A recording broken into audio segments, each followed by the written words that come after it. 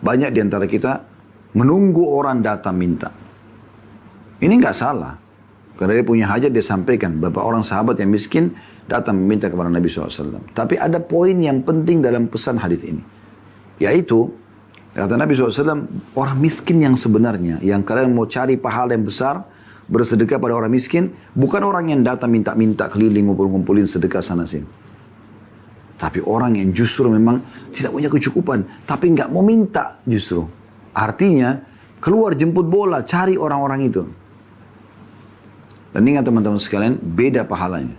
Antara Anda bersedekah, di saat orang minta, ada orang miskin datang minta, Anda kasih, Anda bersedekah, itu pahalanya beda dengan orang yang sengaja keluar mencari orang miskin dan dia beri. Yang kedua lebih besar pahalanya.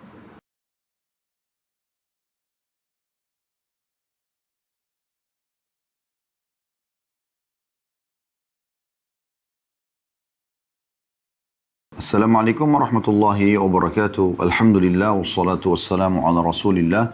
Segala puji dan puja kehadirat Allah subhanahu wa ta'ala, juga salawat dan taslim kepada Nabi besar Muhammad sallallahu alaihi wa ala alihi wa sahbihi wasallam. Kita akan lanjutkan teman-teman sekalian pada siang ini. Semoga Allah subhanahu wa ta'ala berkahi hadis selanjutnya, hadis nomor 536 yang berbunyi dari Ibnu Umar radhiyallahu anhuma.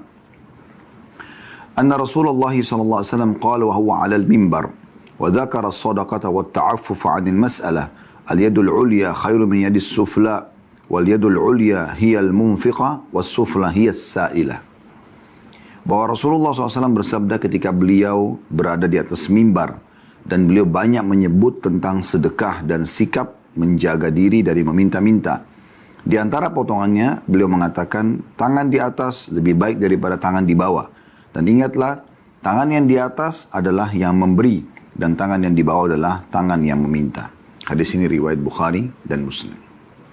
Dari hadis ini teman-teman, sesuai dengan judul bab kita, bab qana'ah dan menjaga diri dari meminta-minta, kita ambil pelajaran penting. Saking pentingnya untuk memberi, dan itu membawa ridho Allah SWT, akan mendatangkan ridho Allah SWT, pahala yang besar karena bersedekah, juga bisa mengambil dan menarik hati manusia karena memberi adalah membuat orang lain suka dengan kita. Ya, menjauhkan sifat-sifat atau penilaian negatif, ya, sifat negatif dari mereka atau penilaian negatif mereka terhadap kita dengan suka memberi, dermawan gitu. Sekaligus menjelaskan kepada kita kalau orang yang biasa mengemis maka itu dia dimurkai oleh Allah Subhanahu wa taala. Allah larang itu melalui lisan Nabi Muhammad sallallahu alaihi wasallam, dan juga ya, karena Allah menyiapkan kebutuhan dia sebenarnya. Tinggal dia berusaha, karena antara dia dengan orang-orang yang kaya, orang yang punya kemampuan, sama jamnya 24 jam dalam sehari semalam. Sama fasilitasnya. Punya 2 mata, punya 2 telinga, dan seterusnya. Gitu kan? Kemudian, ya, Allah di sini satu sisi Allah Subhanahu wa taala juga melalui lisan Nabi Muhammad sallallahu alaihi wasallam ya, menghinakan orang yang mengemis dan meminta. Satu sisi kita disuruh mulia, ya, tidak mengemis, sisi yang lain jangan mengemis, ya. Dan kapan seseorang itu mengeluarkan dan memberi dengan motivasi sedekah, dijanjikan ridha Allah Subhanahu wa taala, rezeki yang melimpah karena dia bersedekah, ya. Dan sisi yang lain kalau dia mengemis justru menghancurkan hidup dia. Ya, terhina di mata Allah Subhanahu wa taala, terhina juga di mata manusia, ya. Jadi dari hadis ini kita ambil pelajaran yang pertama adalah bagaimana pentingnya sedekah dan menjaga kemuliaan diri. Tentu orang tidak mungkin sedekah kecuali dia punya pendapatan, maka dia berusaha bekerja, dan bagaimana Islam memotivasi dia untuk menjadi orang yang selalu punya pendapatan, punya pekerjaan. Dan sudah kita bacakan ya bagaimana pada pertemuan yang lalu juga statement-statement para ulama tentang masalah kemuliaan diri ini, ya. Cukup banyak perkataan-perkataan para ulama sampai Umar bin Khattab radhiyallahu anhu pernah berkata, aku pernah kagum dengan seseorang dari sisi penampilannya, paras wajahnya tampan, penampilannya rapi, bersih. Tapi pada saat aku tanyakan tentang pekerjaannya dan dikatakan dia adalah pengangguran, maka sakata mina ini, jadi dia jatuh dari pandangan mataku, tidak punya nilai lagi. Dan bagaimana motivasi-motivasi yang sangat besar dari beliau juga radhiyallahu anhu pada saat menemukan ada beberapa orang yang sedang duduk-duduk santai, tidak mau bekerja, mereka duduk di masjid saja. Lalu Umar bin Khattab tanya, kenapa kalian di sini? Mereka bilang, kami menunggu rezeki Allah. Maka Umar bin Khattab menghardik mereka sambil di antara potongan kata beliau yang beliau katakan sambil mengucapkan, kenapa kalian duduk di sini? Sementara kalian mengatakan Allah akan berikan rezeki, sementara kalian tahu Allah sudah mencatatkan tidak mungkin langit menurunkan hujan emas ataupun perak. Keluarlah dan mencari rezeki. Ya. Itu juga Sufyan ats-Tsauri rahimahullah pernah menghardik beberapa orang yang duduk di masjid dan tidak mau keluar bekerja. Selepas sholat disuruh bekerja. Ya. Dalam surah Al-Jum'ah Allah mengatakan, فَإِذَا قُضِيَتِ الصَّلَاةُ فَانْتَشِرُوا فِي الْأَرْضِ وَابْتَغُوا مِنْ فَضْلِ اللَّهِ. Kalau sudah selesai sholat Jumat, menyebarlah di muka bumi. Untuk apa ya Allah? وَابْتَغُوا مِنْ فَضْلِ اللَّهِ. Cari rezeki. Ya. Bekerja, disuruh bekerja. Karena orang kalau berusaha, maka akan muncul ide-ide kreatif dia. Gitu. Dibandingkan dengan orang yang malas, maka habis semua, tidak ada idenya. Karena terbiasa nganggur, terbiasa malas, membuat dia tidak ada kreativitasnya. Tapi orang kalau sudah mulai mau berusaha, maka akan muncul ide-ide kreatifnya. Nah ini penting. Maka Sufyan ats-Tsauri menghardik sambil mengatakan, dan keluarlah dan cari rezeki Allah dan jangan kalian menjadi beban bagi kaum muslimin. Dengan begini kalian jadi beban untuk kaum muslimin. Ini berarti harus bekerja. Dan di sini juga bukan berarti teman-teman sekalian, oh berarti kalau gitu tidak boleh ada pengemis dalam Islam. Tidak, ada orang yang mengemis, ada orang miskin dan dia dalam kondisi memang terdesak, dia butuh maka dia minta, lain. Itu dibolehkan dalam Islam. Tetapi kalau ya dia tidak membutuhkan itu dan dia masih bisa bekerja, maka tidak ada masalah. Harusnya dia bekerja. Banyak pekerjaan yang bisa dia kerjakan. Subhanallah, saya pernah punya sepupu, anak dari tante saya. Satu waktu dia mau kerja di Saudi gitu. Beberapa tahun yang lalu ini, sempat mampir di tempat kami di Jakarta. Kemudian dia tanya, dia bilang di Saudi itu uang apa? Kak, dia panggil kakak gitu. Saya bilang, uang real Saudi. Dia tahu orang tuanya bukan orang yang mampu dan dia ingin bekerja, ingin ke Saudi ini justru kerja supaya punya income, punya pendapatan gitu. Dan pada saat dia tanya sama saya, uang apa di Saudi? Uang real. Saya tanya, kenapa? Dia bilang, enggak apa-apa. Dia nggak bicara apa-apa gitu. Terus dia pamit sama saya pagi-pagi, dia bilang, saya pamit mau keluar, dia bilang. Saya bilang, silakan. Saya tidak tahu kalau dia mau buat apa gitu. Dia pulang sore hari, subhanallah, dia perlihatkan ke saya, dia bilang, Kak, uang real itu ini ya? Dia bawa uang 50 rial. 50 rial itu sekitar 100 ribu, 100. Kalau sekarang kurang lebih 150 ribu sampai 180 ribu rupiah gitu. Dia bilang ini ya. Saya bilang iya, Masya Allah. Dapat dari mana? Dia bilang tadi saya keluar, saya coba cari kerja, bantu-bantu orang dan akhirnya saya dapat rezeki ini. Kemudian saya tukar real gitu. Artinya saya mengambil pelajaran, subhanallah, orang ini tidak kenal Jakarta. Baru mungkin dia datang ke Jakarta pada saat itu. Tapi karena keinginannya besar untuk bekerja, dia keluar saja, dia cari rezeki. Sesuai dengan hadis Nabi SAW. Kalau kalian betul-betul bertawakal kepada Allah dengan sebenar-benar tawakal, maka kalian pasti akan diberikan rezeki sebagaimana seekor burung yang keluar dalam kondisi lapar. Dan dia tidak pulang ke sarangnya kecuali sudah dalam kondisi kenyang. Ya. Jadi kita disuruh mulia, jangan malah menghinakan diri. Jangan cuma tahu mengemis dari orang itu. Ya. Kalaupun kita harus mendapatkan imbalan, berikan sebuah jasa dari kita. Ya. Apa yang bisa kita lakukan, apa yang bisa kita kerjakan. Poin juga penting di sini teman-teman sekalian, bukan berarti apa yang kami bahas ini, oh tidak boleh berarti terima hadiah. Enggak. Beda. Hadiah yang diberikan oleh anak kepada orang tua pada anak, saudara pada saudaranya, kerabat pada kerabatnya, sahabat pada sahabatnya. Itu boleh saja, walaupun kita dalam kondisi kaya kita diberikan hadiah, boleh. Nabi SAW terima hadiah. Tapi yang maksud di sini adalah mengemis, teman-teman sekalian. Mengemis dia. Dia mengemis ya, dalam kondisi memang dia masih bisa bekerja, tapi dia malas. Atau, tadi saya bilang di awal pertemuan kita, seperti sebuah pola yang dia jadikan pola hidup dia. Ada orang begitu, subhanallah, dia kaya, tapi dia begitu ketemu orang, tadi saya kasih contoh masuk ke dalam rumah orang, lihat sebuah kristal atau perhiasan, oh bagus ya, ini buat saya aja ya, langsung main ambil saja. Subhanallah. Ya. Apa yang kita tidak ingin diperlakukan pada diri kita, jangan perlakukan pada orang lain. Ya. Kata Nabi SAW, la yu'minu ahadukum hatta yuhibbu li akhihi ma yuhibbu li nafsihi. Tidak akan dianggap sempurna iman seseorang sampai dia mencintai untuk saudaranya apa yang dia cintai buat dirinya sendiri. Mau nggak Anda? Kalau ada tamu yang datang seperti itu, datang lalu kemudian lihat apa yang bagus di rumah langsung main diminta dan diambil. Kan itu tidak baik ya. Nah, kalau Anda tidak suka maka orang lain pun tentu tidak suka. Nah, ini poin yang harus digarisbawahi. Kita ambil pelajaran pertama di sini adalah anjuran agar orang menjaga kemuliaan dirinya, ya, kemudian dia bersedekah, ya, itu jauh lebih baik, dicintai Allah, dicintai juga oleh manusia. Dan sisi yang lain, pelajaran yang lain adalah, atau mutiara yang kedua, ancaman bagi orang yang meminta-minta dan mengemis, ya, sementara dia punya kemampuan untuk mendatangkan income buat diri dia. Dia bukan seseorang yang stroke, orang yang buta matanya dan tidak bisa bekerja misalnya, ya, atau sakit parah, kronis yang tidak memungkinkan dia untuk membayar rumah sakit misalnya, yang mengharuskan dia minta bantuan. Tidak ada semua itu, maka ini masuk dalam ancaman. Baik, kita masuk hadis selanjutnya, hadis nomor 537, berbunyi dari Abu Hurairah radhiyallahu anhu. Beliau berkata, Rasulullah SAW bersabda, man sa'alan nasa takathuran fa innama yas'alu jamran falistaqilla aw liyastakthir. Barang siapa yang meminta kepada orang-orang untuk memperbanyak hartanya, dia cuma tahu minta supaya dia jadi kaya, dia kumpulin permintaan, padahal dia sudah cukup, sudah mampu dia, ya. Maka sungguhnya dia sedang meminta bara api. Ada putnot nomor 453 di bawah, ya. Al-Qadhi Iyad berkata, artinya ia akan dihukum dengan neraka. Tetapi bisa jadi maksudnya adalah seperti yang nampak dari kalimat itu, yaitu harta yang diambil akan berubah menjadi bara api yang akan disetrikakan kepadanya, sebagaimana yang terjadi pada orang yang menolak membayar zakat. Ya.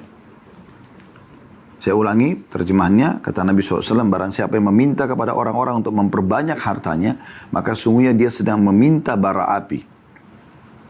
Maka silahkan dia menyedikitkan atau memperbanyak. Hadis riwayat Muslim. Maksudnya, kalau ada orang, teman-teman sekalian, dia sudah merasa mengemis adalah cara yang paling gampang, paling simpel. Ulurin tangan, dapat duit. Di pinggir jalan, ya, di SPBU misalnya, atau apalah, ya, tempat-tempat orang, cuma tahu mengemis. Pikiran dia, dari 100 orang yang lewat, anggaplah 30 orang yang kasih dia. Satu orang kasih 10.000, dia udah bisa kumpulin 300.000 misalnya. Udah, dia hidup dari situ. Ya. Jadi dia tidak usah kerja lagi. Ini banyak orang menjadikan itu sebagai profesi. Dan ini tidak boleh.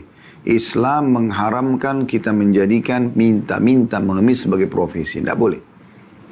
Hanya boleh di saat kita harus, boleh buat memintanya. Dalam kondisi kita sudah berapa hari nggak makan, anak-anak dan istri nggak makan, kita sudah coba melamar kerja sana sini nggak diterima. Apa boleh betul-betul lapar sekali, nggak bisa. Contoh, ya. Atau orang tadi sudah kita jelaskan kena penyakit kronis, dia nggak bisa bayar rumah sakit. Dari mana? Harus minta kepada orang.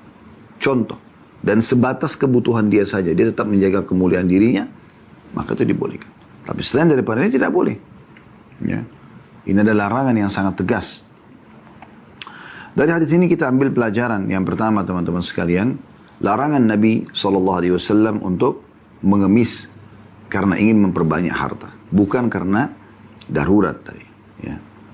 Maksud dalam masalah ini adalah kalau seseorang itu tadinya memang dia butuh, dia minta-minta, tapi begitu dia terpenuhi, dia merasa nyaman. Oh, ini kayaknya minta-minta enak nih, gitu kan? Udah, sekarang minta-minta aja terus, ya, lanjutin aja. Karena ternyata dengan minta-minta saya mudah sekali ngumpulin duit. Nah, ini masuk dalam ancaman, tidak boleh. Ya.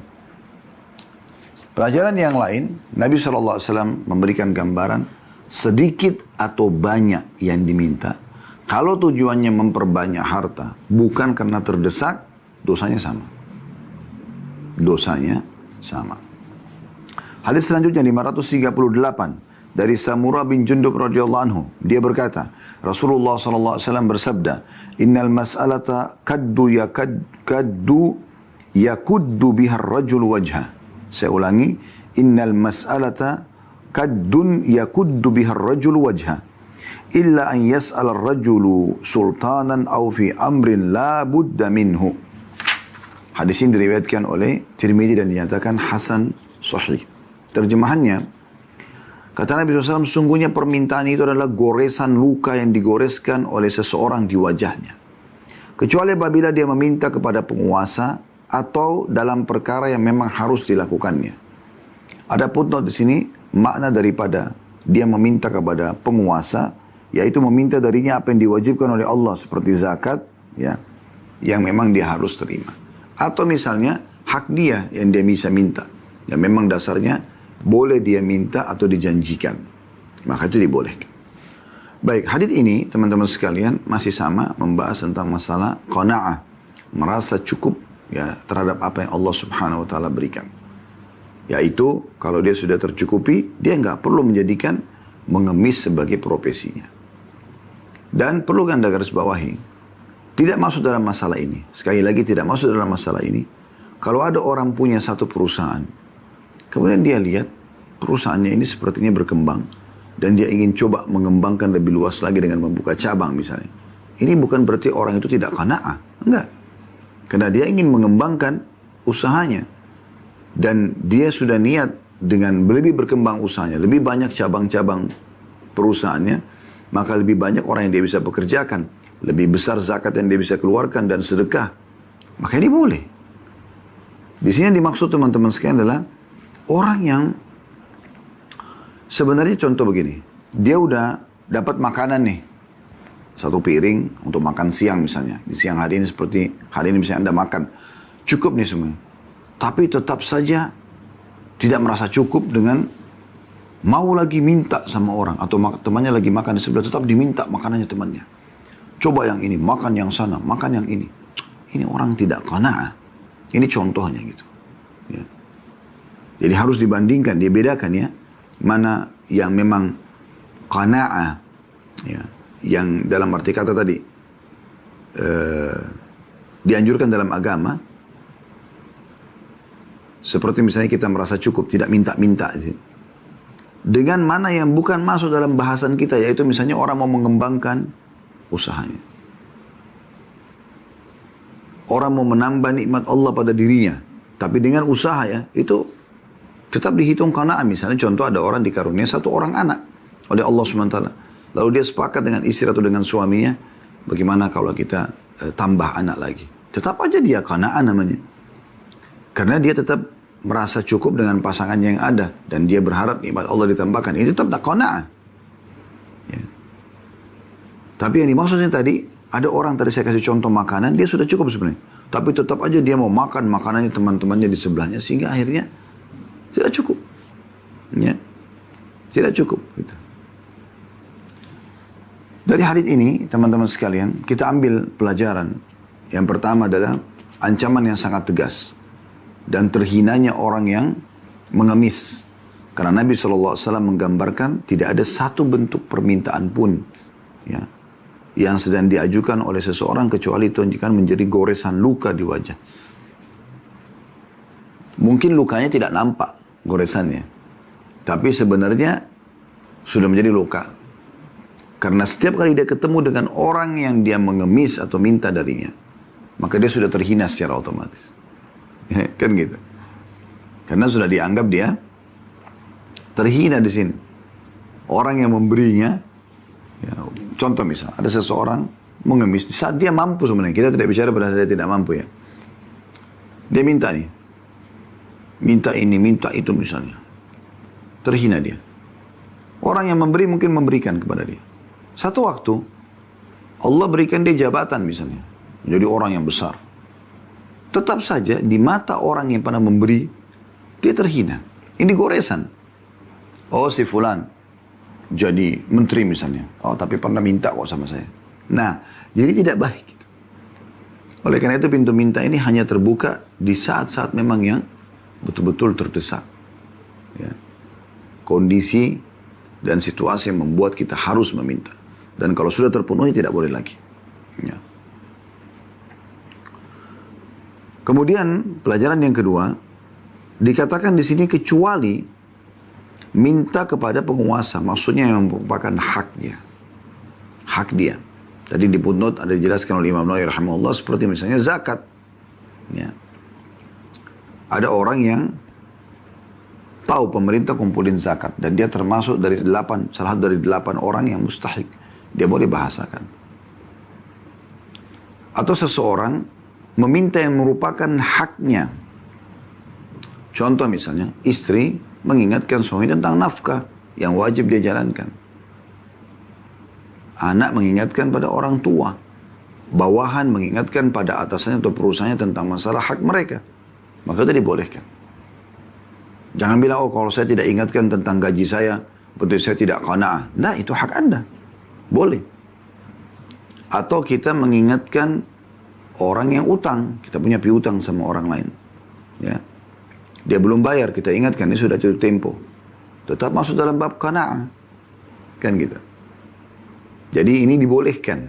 Kalau kita minta yang merupakan hak kita. Jadi yang dilarang itu adalah yang bukan hak kita. Akhirnya kita hinakan diri kita dengan terus mengemis dan minta kepada orang lain. Hadis selanjutnya 539 berbunyi. Dari Ibnu Mas'ud radhiyallahu anhu, beliau berkata Rasulullah SAW bersabda, "Man asabathu faqatun fa'anzalaha bin nasi lam tusadda faqatu wa man anzalaha billah fayushiku Allahu lahu birizqin ajilin aw ajil." Barang siapa tertimpa kemiskinan, kemudian dia mengadukannya kepada manusia, maka kemiskinannya tidak akan tertanggulangi. Tetapi barang siapa mengadukannya kepada Allah, maka Allah akan segera memberikan rezeki kepadanya cepat atau lambat. Hadis riwayat Abu Daud dan Tirmidzi dan dinyatakan hadis ini hasan. Hadis ini teman-teman mulia sekali dalam bab qanaah ya. Dan bagaimana seseorang itu dianjurkan agar hanya meminta kepada Allah Subhanahu wa taala.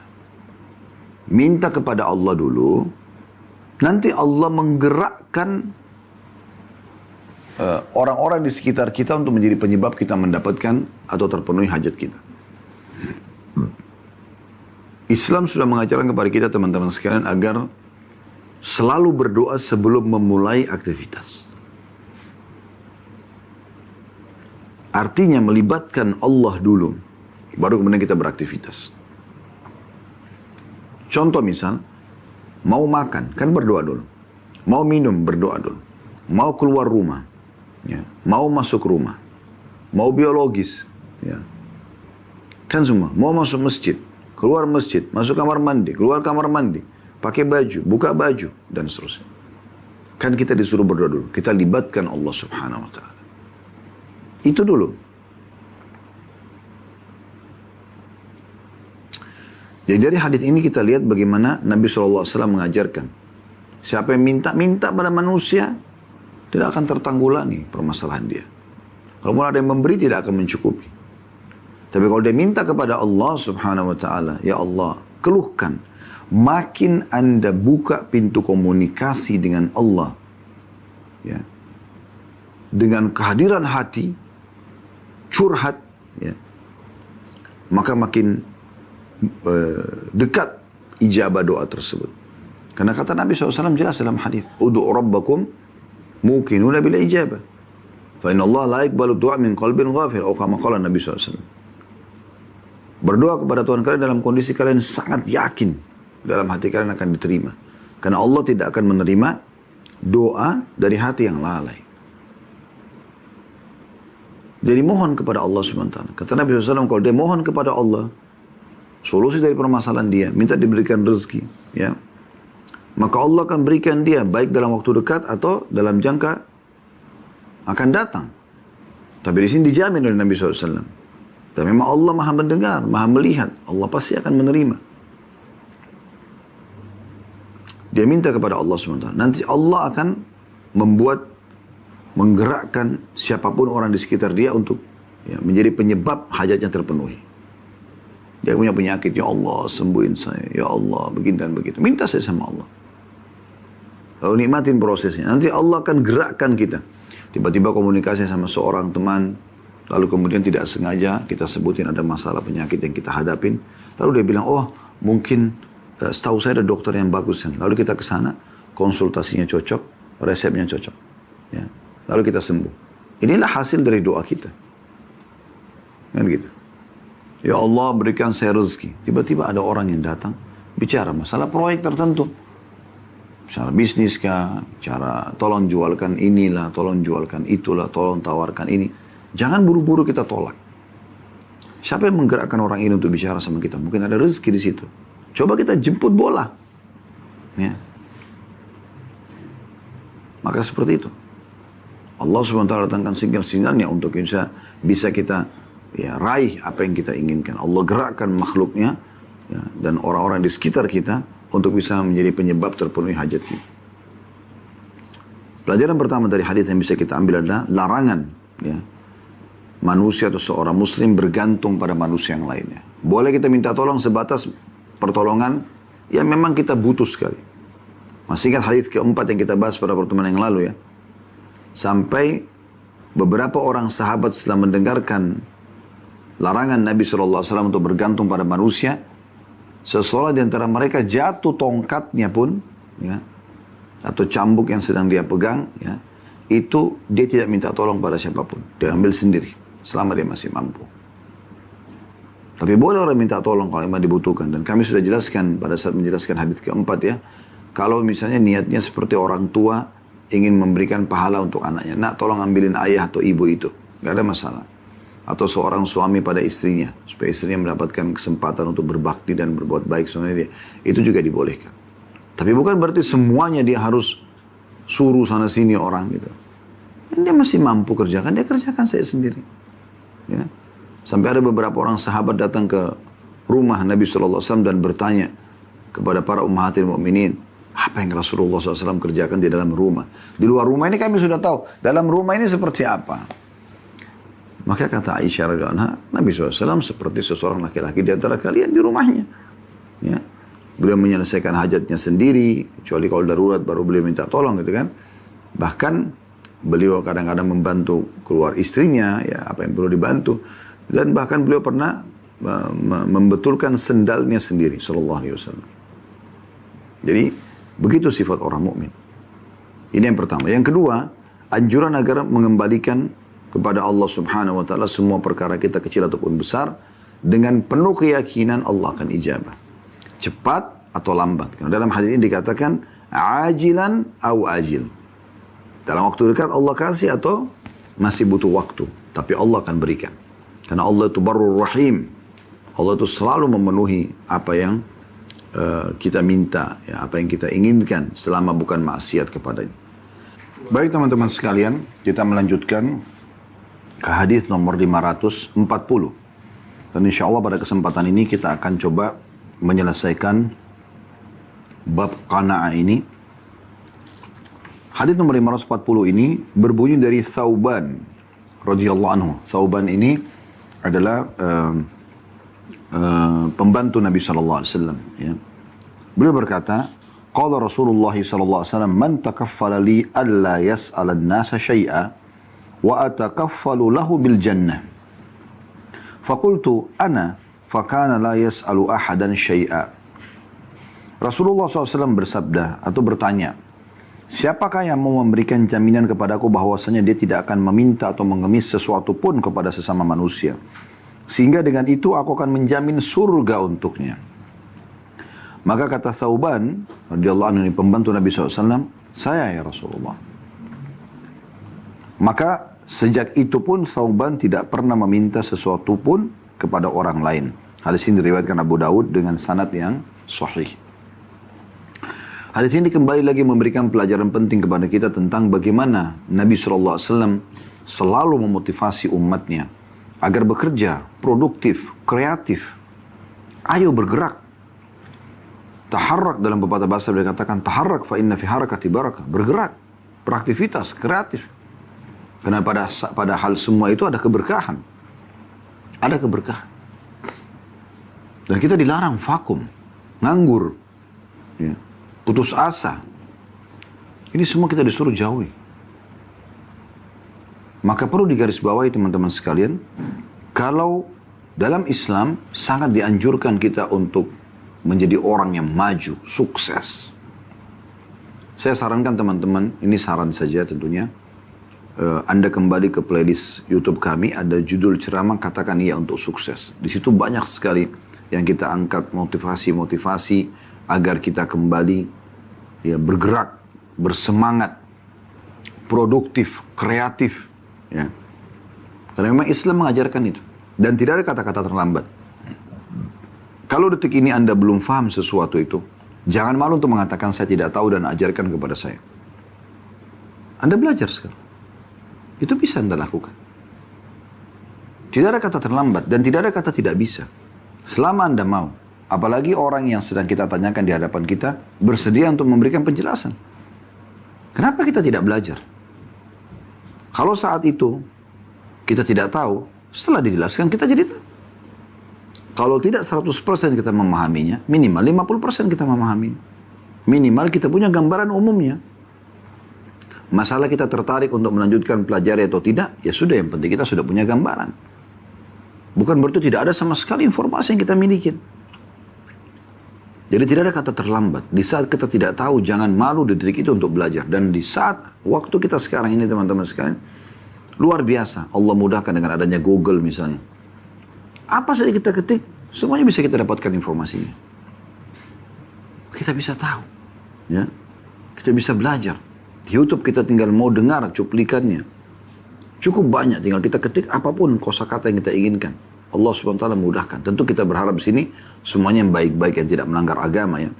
Karena di sana kan juga ada hal-hal negatif. Kalau Anda mau cari hal-hal yang bermaksiat bisa juga. Tapi Anda yang kita sarankan sini adalah lari menuju kepada hal-hal yang positif. Teman-teman sekalian, dari riwayat Thauban radhiyallahu anhu kita bisa lihat bagaimana beliau menyampaikan Nabi SAW sampai mengatakan, siapa yang bisa menjamin untukku selama hidupnya dia tidak minta-minta sama manusia, maka aku akan jamin dengan sifat itu surga untuknya. Dan ini berlaku untuk sahabat pada saat itu dan untuk umat Islam sampai hari kiamat. Bukan hanya untuk Thauban radhiyallahu anhu, tapi untuk kita semua juga bisa. Maka langsung Thauban mengatakan, saya Rasulullah. Dan semenjak itu beliau tidak pernah lagi meminta-minta pada orang. Dan ini jelas sekali pelajaran yang bisa kita ambil.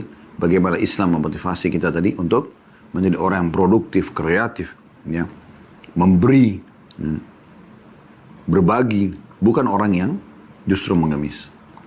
Hadis selanjutnya 541 dari Abu Bishr Qabisa bin al-Mukhariq radhiyallahu anhu, beliau berkata, tahammaltu hamalatan fa'ataitu Rasulullah sallallahu alaihi wasallam as'aluhu fiha فقال أكم حتى تأتينا الصدقة فنأمر لك بها ثم قال يا قبيصة إن المسألة لا تحل إلا لأحد ثلاثة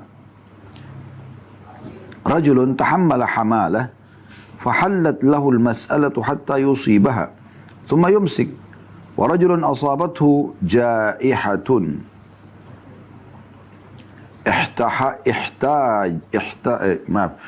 ورجل أصابته جائحة اجتاحت ماله فحلت له المسألة حتى يصيب قياما من عيش أو قال سدادا من عيش ورجل أصابته فاقة حتى يقول ثلاثة من ذوي الحجى من قومه لقد أصابت فلانا فاقة فحلت له المسألة حتى يصيب قياما من عيش أو قال سدادا من عيش فما سواهن من المسألة يا قبيسة سحت يأكلها صاحبها سحتا.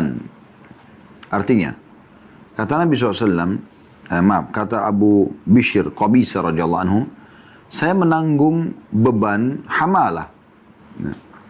Lalu saya mendatangi Rasulullah SAW untuk meminta bantuannya. Maka beliau bersabda, tunggulah hingga datang kepada kami harta zakat. Kami akan memerintahkan pembagian zakat untukmu. Kemudian beliau bersabda, wahai Qabisa, sesungguhnya meminta-minta itu tidak halal kecuali bagi salah satu dari 3 orang atau 3 keadaan. Yaitu yang pertama, seseorang yang menanggung beban hamalah. Dia tidak meminta hingga mendapatkannya kemudian berhenti. Jadi di sini maksudnya adalah beban wajib yang dia harus ya tunaikan, seperti misalnya orang tua pada anaknya. Ya. Dia sudah berusaha tapi dia tidak dapatkan, bagaimana solusinya? Atau kepada istrinya, ya. Suami misalnya. Dia tidak bisa, sudah berusaha sana sini, istrinya belum makan, kelaparan di rumah. Ada hamalah, ada sebuah beban yang harus dia, yang wajib dia tunaikan gitu. Maka kata Nabi SAW, tidak boleh ya, orang meminta kecuali 3 keadaan. Yang pertama, orang yang punya hamalah ini, ada beban yang wajib dia tanggulangi. Dia boleh meminta hingga mendapatkannya, kemudian berhenti. Jadi ini yang pertama. Dia boleh minta untuk kebutuhan dia pada saat itu. Tapi kapan dia sudah punya kemampuan, berhenti total. Yang kedua, seseorang yang tertimpa jaihah, yang menghabiskan hartanya gitu. Maka dia boleh meminta, nanti akan dijelaskan ya. Makna jaihah, kalau anda pegang bukunya ada di bawah, jaihah adalah musibah yang menimpa harta seseorang.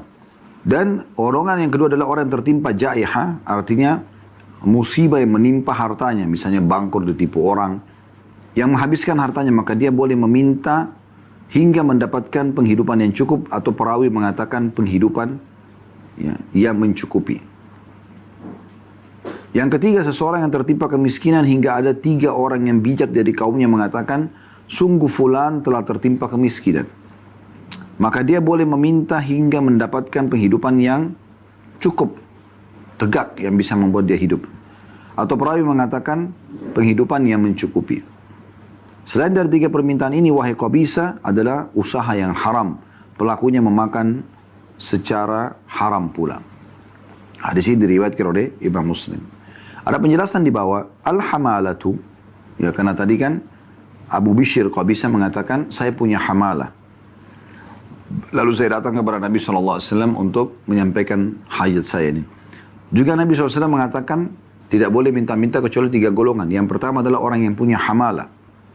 Dikatakan hamalah dengan ha di fathah adalah ongkos perdamaian yang ditanggung oleh seseorang mediator yang berusaha mendamaikan antara 2 kubu yang berperang. Jadi ini bisa bermakna hamalah. Artinya ada biaya-biaya yang dibutuhkan ya, untuk menyatukan 2 kubu yang sedang berseteru. Sehingga dia membutuhkan biaya itu gitu. Ini juga bisa diistilahkan dengan hamalah. Kemudian juga jaihah adalah musibah menimpa harta. Kemudian ada juga penjelasan masalah al-qawam. Ya. Karena Nabi SAW mengatakan hatta yusiba qiwaman. Ya. Al-qawam dengan kaf di kasra atau qiwam. Ya. Atau bisa juga fathah, qawam. Sesuatu yang menegakkan hidup seseorang sehingga harta yang seperti harta dan yang semisalnya. Ini juga masuk dalam makna hadis. Ya. Artinya orang boleh meminta pada saat dia terdesak, namun sampai dia kiwam atau kawam. Artinya sudah terpenuhi, gak boleh lagi dia minta. Itu yang dimaksudkan di sini. Baik, dari hadis ini kita ambil pelajaran. Yang pertama teman-teman sekalian adalah bagaimana seseorang itu tidak boleh membuka pintu mengemis kecuali 3 keadaan. Dan keadaan yang pertama langsung kita masukkan dalam mutiara yang pertama ini, yaitu orang yang punya hamalah tadi. Dan sudah dijelaskan hamalah adalah, di sini dijelaskan ya, ongkos perdamaian yang ditanggung oleh seorang mediator yang berusaha mendamaikan antara 2 kubu yang berperang. Anda diajak menjadi mediator untuk menengahi 2 orang yang sedang bertengkar atau 2 negara yang sedang berperang. Anda butuh transportasi. Anda membahasakan kepada orang yang meminta Anda menjadi media, biayanya seperti apa nih? Bukan untuk jasa Anda sendiri, bukan Anda minta, saya akan menengahi tapi saya harus dibayar sekian ya, bukan. Biayanya ini, biaya transportasi yang Anda butuhkan. Supaya dia, karena Allah Subhanahu wa ta'ala Anda dapat pahala. Nanti kalau sudah selesai permasalahan dan Anda diberikan, itu lain, berbeda. Tapi kalau dari awal Anda tentukan, tentu tidak masuk dalam masalah ini. Tapi kalau betul murni transportasi yang dibutuhkan, maka masuk dalam istilah hamalah. Nabi SAW mengatakan orang yang punya hamalah, ya, atau bisa juga bermakna adalah kewajiban tadi. Sudah kita bahasakan. Yang dia harus penuhi, nggak bisa tidak. istri anaknya belum makan pada hari itu, dia harus berikan. Ya. Dia sudah berusaha sana sini, tidak bisa, kelaparan. Dia apa boleh buat? Dia ke tetangga sebelah minta. Istri anak saya seharian belum makan, bisa nggak saya minta makanan? Secukupnya buat kami makan saja. Kewajiban dia. Maka ini golongan pertama yang dibolehkan untuk dia meminta. Tapi ingat, ada istilah kiwam atau kawam tadi. Sampai dia sudah terpenuhi, tidak boleh lagi dia minta. Jangan dia jadikan sebagai profesi sebagaimana sudah kita singgung tadi di awal. Mutiara yang kedua, yaitu golongan kedua yang boleh meminta. Jaihah. Orang yang menanggung beban hartanya sendiri. Maksudnya adalah hartanya tertipu, tadi sudah kita berikan gambaran. Dia terlilit utang, bangkrut usahanya. Dirampok misalnya. Ya, ada seseorang bawa dagangannya nih, dari Bandung ke Jakarta. Pas lagi dia bawa itu semua harta yang dia miliki. Cuma modal dia 2-3 juta dia bawa. Diambillah oleh perampok, preman-preman diambil. Dia tidak punya apa-apa lagi. Dia jaihah di sini. Artinya dia terpaksa, dia mau pulang ke Bandung nggak ada duitnya. Minta sama orang supaya dibayar transportasi supaya dia bisa pulang ke rumahnya misalnya. Nah itu jaihah. Contoh, ini golongan kedua. Jadi dia ada masalah dengan hartanya, ya, musibah yang menimpa harta seseorang. Yang terakhir yang ketiga adalah yang boleh meminta orang yang betul-betul susah hidupnya, lalu diberikan kesaksian oleh 3 orang dari kaumnya, memang dia sedang ada masalah. Kalau mereka memberikan kesaksian, maka dia boleh menerima. Tapi ingat, tetap kasusnya adalah sampai khiwam atau kawam. Sampai dia punya kemampuan, maka tidak boleh lagi dia meminta. Jangan jadikan sebagai profesi karena dia sudah merasa nyaman. Ini pelajaran yang ketiga dari hadis atau golongan yang ketiga tepatnya. Tapi memang kita ambil dari hadis, pelajaran pertama adalah golongan pertama yang boleh membuka pintu minta-minta. Siapa yang punya hamalah tadi. Yang kedua yang punya jaihah atau beban musibah dalam hartanya. Kemudian yang ketiga adalah orang yang memang susah sekali hidupnya, ya, dan dia memang harus dibantu. Kemudian diberikan kesaksian oleh 3 orang dari sukunya, ya, mengatakan memang si fulan lagi dalam kondisi susah, maka kemudian dibantu. Ya. Baik, pelajaran yang keempat dari hadis adalah Nabi SAW menyebutkan selain daripada 3 ini, semuanya dianggap pintu meminta-minta yang hukumnya haram. Dan semua yang dia minta bisa menjadi haram bagi dia. Kembali kepada penjelasan kita di awal tadi. Kalau ada orang punya kemampuan, cuma dia malas saja tidak mau bekerja, maka masuk dalam ancaman ini. Pendapatannya haram, memintanya pun hukumnya haram. Atau orang jadikan profesinya. Kalau sudah kata kasih contoh.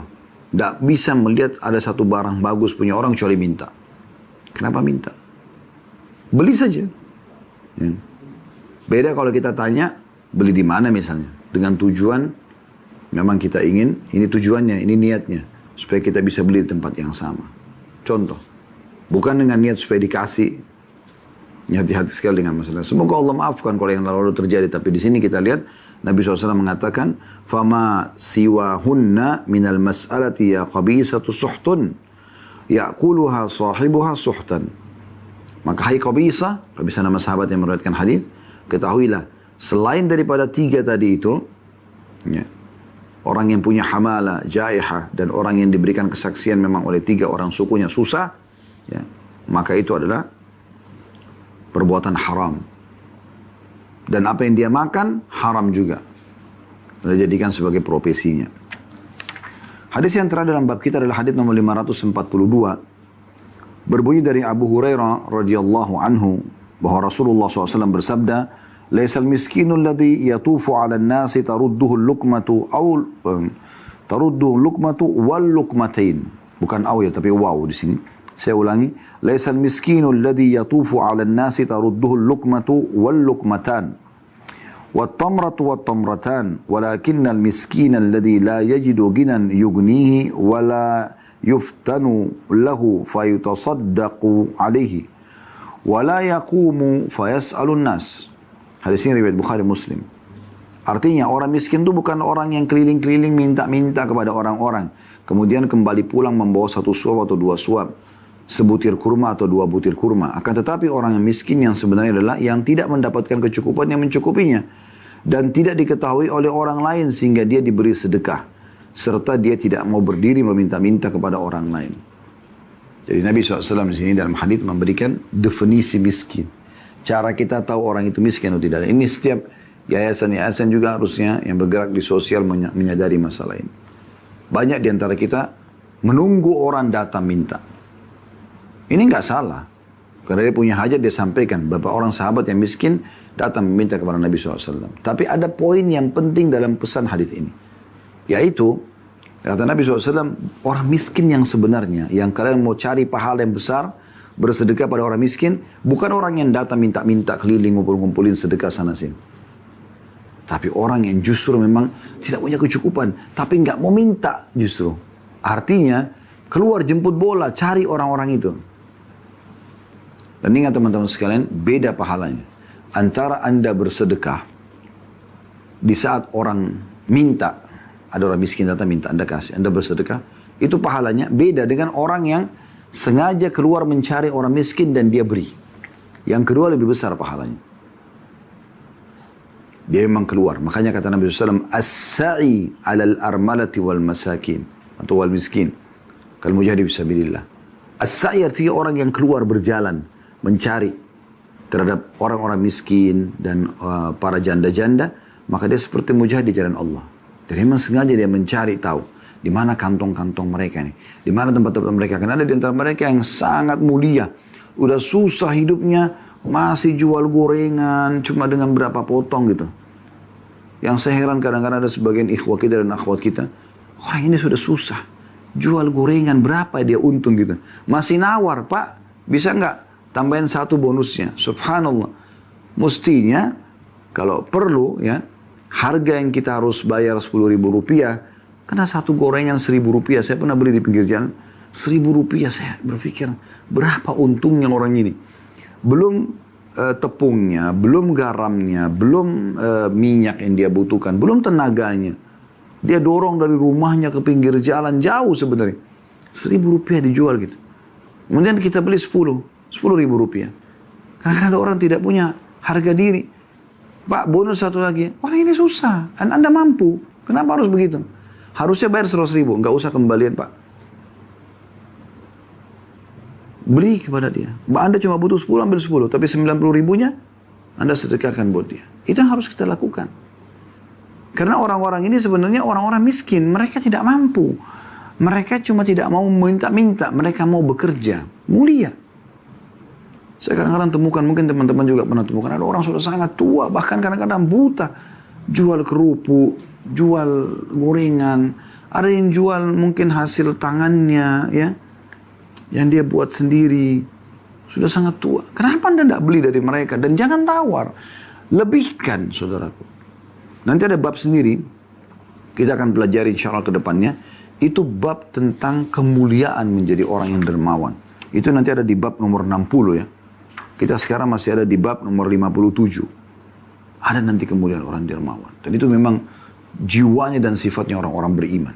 Ini harus kita fahami. Baik, kita akan tutup teman-teman sekalian dengan pelajaran daripada hadis. Ya. Yang pertama adalah definisi miskin di mata Nabi SAW.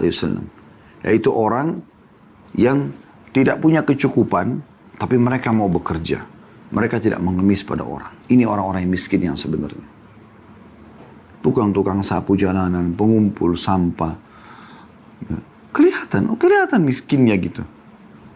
Dari pakaiannya, penampilannya, kelihatan. Kadang-kadang ada orang subhanallah masih negosiasi sama syaitan. Mengatakan, kayaknya dia pura-pura. Subhanallah, tugas kita bantu. Bukan tugas kita menilai orang. Beri saja Anda mulia. Ya. Itu yang digambarkan Nabi SAW. Orang miskin bukan yang keliling-keliling mencari sesuap dan 2 suap makanan. Sebutir dan 2 butir kurma. Tapi orang yang justru tidak cukup. Tapi mereka tidak meminta sama orang. Cari orang-orang itu. Pelajaran yang kedua dari hadis adalah afdaliyah dan lebih afdal orang kalau bersedekah dengan keluar mencari. Bukan justru menunggu orang meminta. Walaupun orang yang datang minta kita berikan, gitu kan.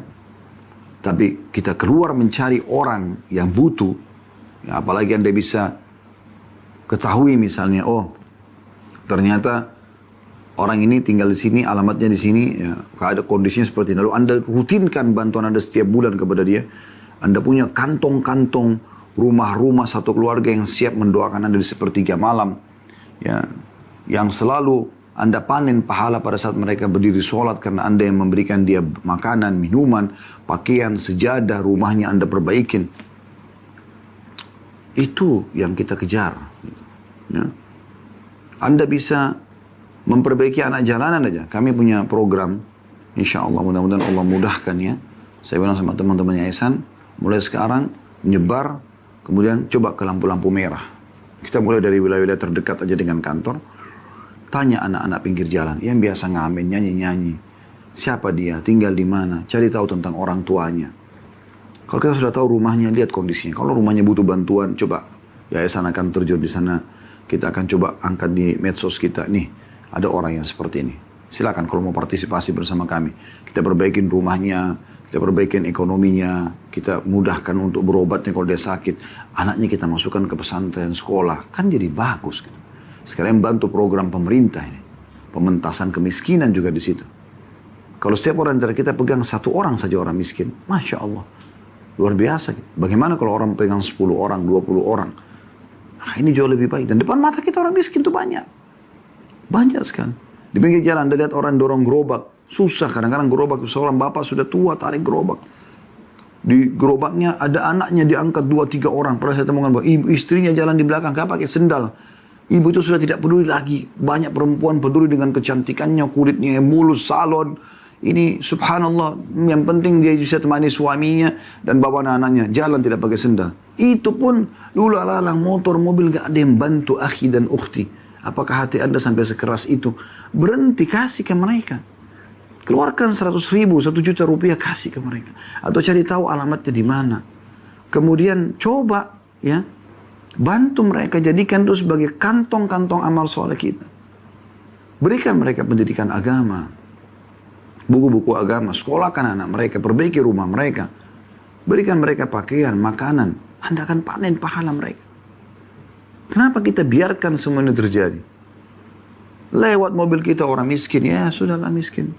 Kalau sempat buka jendela kasih 1.000 rupiah, kasihlah uang kecil, akhi dan ukhti, uang besar, bukan uang kecil. Kenapa uang kecil? Ya. 2.000 rupiah, 5.000 rupiah lalu minta sama Allah kesehatan, keturunan, panjang umur, selamat masuk surga, selamat dari neraka. 2.000 rupiah. Bagaimana bisa? Berikan yang terbaik. Dan itu adalah sumber pahala yang besar, juga sumber rezeki yang baik. Fahami ini teman-teman sekalian. Baik, kita tutup teman-teman sekalian. Bab ini sudah selesai. Namun ada satu bab 58, ini sejalan dengan bahasan kita. Sejalan dengan bahasan kita. Dan ada cuma sebuah hadis di sini, yaitu bab 58, bab boleh menerima tanpa meminta dan mengharapkan. Jadi sejalan. Nah, di sini boleh kita terima, tapi hadiah, bukan kita minta. Walaupun kita orang kaya. Ada kerabat, ada teman memberikan kita hadiah, memberikan kita, ibu bisa diberikan rice cooker sama temannya, atau diberikan karpet, atau pakaian, tidak ada masalah. Tapi bukan kita minta, kita diberi. Haditsnya nomor 543 dari awal belajar berbunyi dari Salim bin Abdullah bin Umar radhiyallahu anhu ajma'in, dari bapaknya Abdullah bin Umar, dari Umar radhiyallahu anhu ajma'in, ya. Beliau berkata, ini Salim anaknya Abdullah ibn Umar. Abdullah sahabat, Umar sahabat, ya. Jadi ini cucu meriwayatkan dari ayahnya, dari kakeknya gitu. Beliau berkata, Umar bin Khattab berkata radhiyallahu anhu, "Kana Rasulullah SAW yu'tini al-atha, fa'akul a'tihi man huwa afqaru ilayhi minni, faqala khudhu idza ja'aka min hadha al-mali shay' wa anta ghairu mushrifin wala sa'il, fakhudhu fatamawwalhu, fa in syi'ta kulhu wa in syi'ta tasaddaq bihi, wa ma la fala tutbi'hu nafsak." Qala Salim, فكان عبد الله لا يسأل أحدا شيئا ولا يرد شيئا أؤتيه. Rasulullah SAW pernah memberi suatu pemberian kepadaku. Ini kata Umar bin Khattab. Nabi sendiri, anak mantunya pernah kasih sekaligus sahabatnya. Nabi SAW pernah memberi kepada Umar bin Khattab. Rasulullah SAW pernah memberi suatu pemberian kepadaku. Lalu aku berkata, berikanlah kepada orang yang lebih membutuhkan dari aku. Maka Nabi SAW bersabda, ambillah apabila sesuatu dari harta seperti ini datang kepadamu. Pemberian langsung. Sedangkan kamu tidak mengharapkannya dan tidak meminta. Bukan kau mengemis, orang kasih aja. Tetangga kirimin makanan, teman beliin pakaian, jam tangan, kendaraan, apa saja, rumah. Ya. Ambillah, kata Nabi SAW, apabila sesuatu dari harta itu datang kepadamu, sedangkan kamu tidak mengharapkannya dan tidak meminta, maka terimalah dan jadikanlah sebagai hartamu. Kalau kau mau, makan dan nikmati. Kalau itu makanan, makan. Kalau itu harta yang lain, nikmati. Ya. Tapi kalau kau mau, sedekahkan, silakan sedekahkan. Yang penting terima aja dulu. Dan apa yang tidak datang, maka jangan kamu melelahkan darinya. Maksudnya jangan sampai, ya, kalau ada yang tidak datang lalu kamu kecewa, lalu minta sama orang, enggak. Kalau kau tidak minta-minta, terima saja. Maka Salim, cucunya Umar bin Khattab, seorang tabi'in masyhur rahimahullah berkata, maka Abdullah ayahku tidak pernah meminta apapun dari siapapun dan tidak pernah juga menolak sesuatu pun yang diberikan kepadanya. Hadis ini diriwayatkan oleh Bukhari dan Muslim. Nah, hadis ini teman-teman sekalian mulia sekali.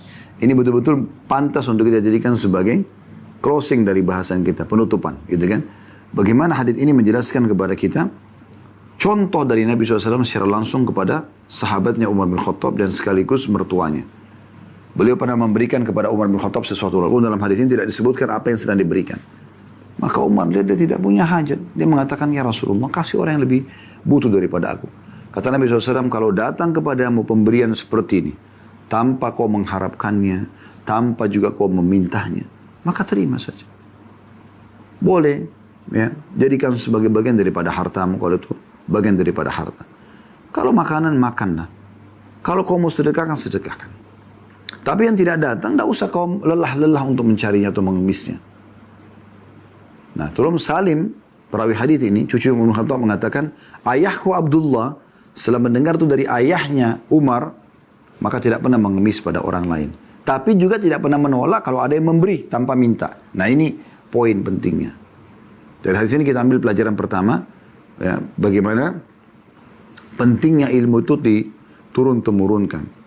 Umar bin Khattab menyampaikan memperdengarkan kepadanya Abdullah menyampaikan kepada anaknya lagi Salim.